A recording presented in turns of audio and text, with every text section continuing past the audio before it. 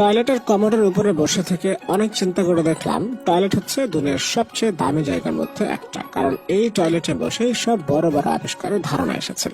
এই টয়লেটই হলো গান গাওয়ার সবচেয়ে উত্তম জায়গা।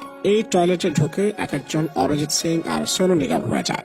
আমরা সবাই জানি নিউটনের মাথায় আপেল পড়েছিল। কখন পড়েছিল জানেন? তখন নিউটন টয়লেটে বসেছিল, কিন্তু সে গরিব ছিল বলে তার টয়লেটের ছাদ ছিল না। টয়লেটের পাশের আপেল গাছ থেকে একটা আপেল তখন তার মাথায় পড়েছিল এবং সে মধ্যাকর্ষণ শক্তি আবিষ্কার করে। তেমনি বাথরুমে গিয়ে টমাস আলভা এডিসন একবার প্যান্টের চেন লাগাতে গিয়ে অন্ধকারে ভুলে আটকে যায়। তখন সে উপলব্ধি করে আলোর প্রয়োজনীয়তা আর তারপরে লাইট বানিয়ে ফেলে। শুধু তাই নয়, বিশ্বের বড় বড় গায়করা শুরুতে এই বাথরুমে নিজেদের প্রথম প্রশিক্ষণ শুরু করেন। আবার এই যে গাড়ি, এগুলো কিভাবে তৈরি হয়েছে জানেন? একবার এই গাড়ি আবিষ্কারকের অনেক বেশি প্রকৃতির ডাক এসেছিল, কিন্তু তিনি সময় মতো পৌঁছাতে পারেননি বলে রাস্তায় কাজ সেরে ফেলেন। তখন তিনি বুঝতে পারেন যে দ্রুত কোথাও যাওয়ার জন্য একটা যানবাহন প্রয়োজন। তারপরে তিনি আবিষ্কার করেন গাড়ি।